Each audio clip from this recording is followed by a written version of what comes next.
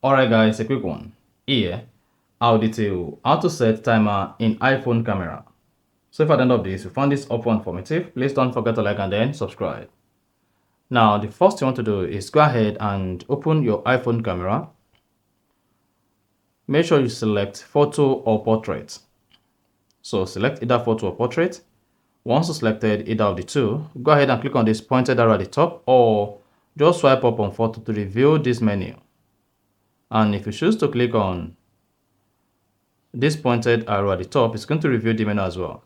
Then locate and click on timer. This is the timer. Then you see timer off. Now for you to set timer on your iPhone camera, all you simply need to do is select between 3 seconds, 5 seconds and 10 seconds. Once you selected it, then you see the timer set to 5 seconds at the top right here. Now when you are ready to take your photo or you are ready to take your shot, just go ahead and click on the shutter button. Then you should see the countdown, and your iPhone is going to take the photo after the set time, and that's it. So that is exactly how to set timer in iPhone camera. So if you found this helpful and informative, please don't forget to like and then subscribe.